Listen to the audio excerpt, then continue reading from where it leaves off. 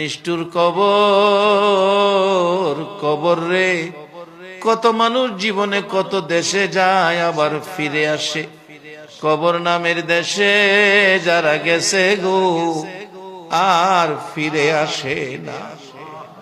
মাউত কবে জানি আমাদের কার নামে কবরের ডাক পাঠাইয়া দাও, কবে জানি কার সন্তানেরা এতিম হইয়া যায়, কবে জানি রে ঘর থেকে বাহির করলে আর ঘরে নিবে না। ওই দিন আসার আগে তোমার ঘর, তোমার বন্ধুর ঘরের পক্ষ থেকে আয়োজিত মাহফিলে আমরা যারা হাত বাড়াইছি, আমাদের জানা অজানা সবগুলো গুনাহ তুমি মাফ করে দাও। আল্লাহ, আমরা গুনাহগার, গুনাহগার গো, আমরা গুনাহ করেছি, আমরা তো জানি না কেমনে তোমারে ডাকলে ক্ষমা দিবা।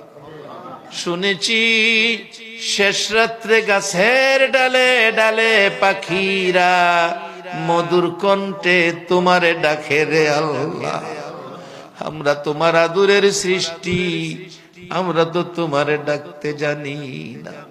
দুইটা হাত বাড়াইছি, ছোট সময় বাচ্চারা মা কইয়া ডাকতে পারে না, মারে দেখলে হাত পাও নাড়াইতে থাকে, মা দৌড়াইয়া টাইনা কোলে নেয়।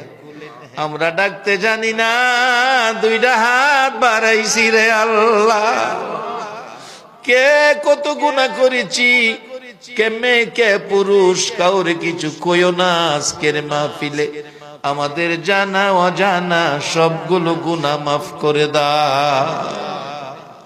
আল্লাহর একটা দরখাস্ত, তুমি রাগ হইও না। তুমি রাগ হইলে আমরার মনের দুঃখ কার কাছে বলবো?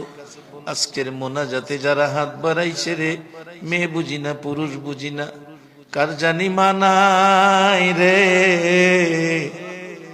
মা, মা গো মা, কে জানি মার অভাবী, কে জানি বাবার অভাবী আজকের মোনাজাতে হাত বাড়াইছে। বাবা, বাবা গো, সন্তানের মায়ায় জীবনে কত কষ্ট করছো, কত বাবা সকালের খাবার রাত্রে খাইছে, খালি পায়ে ঈদগাই গেছে, সন্তানের জুতা পরাইয়া নিছে।